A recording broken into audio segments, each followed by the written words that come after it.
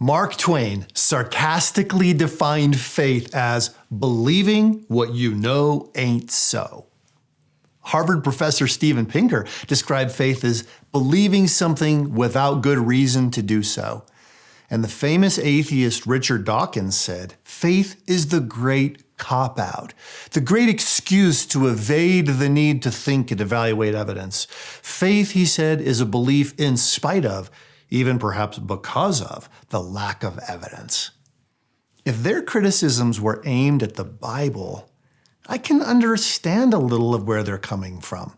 The Bible is full of accounts that defy natural explanation. The parting of the Red Sea, the feeding of 5,000 people with only 5 loaves and 2 fish. The Bible follows a deeper logic that makes little sense to people who believe that only the natural world exists. When faith is under attack, lots of people default to talking about faith only as the strength of our belief. People say, just have faith, as a way to say, be strong, hang in there. When I think about faith's critics and those who treat it in a shallow way, 2 things come to mind. First, we all place faith in something. Biblically, faith does not mean believing things that don't match up to reality.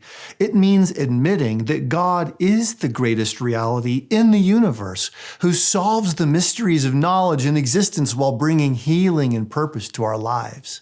Second, faith in God isn't something we simply have. It's something we live. The Bible doesn't tell us to have faith. It tells us to live faithfully. The righteous live by faith, the Bible says. This doesn't mean we have no doubts.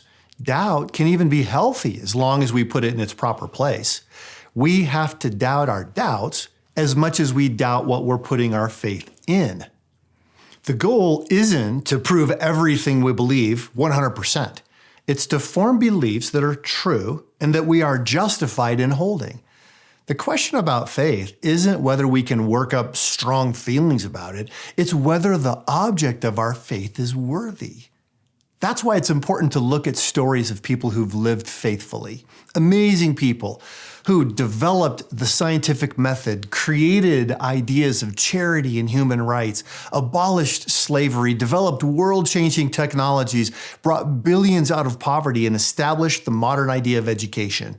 We think of these people as heroes. They believed by faith, cultivated knowledge through faith, and acted as if their faith were true. The world couldn't help but be changed as a result. But they didn't do anything we can't do. We have a big decision to make. Will we let ourselves be forced into thinking of faith as a private, unfounded belief?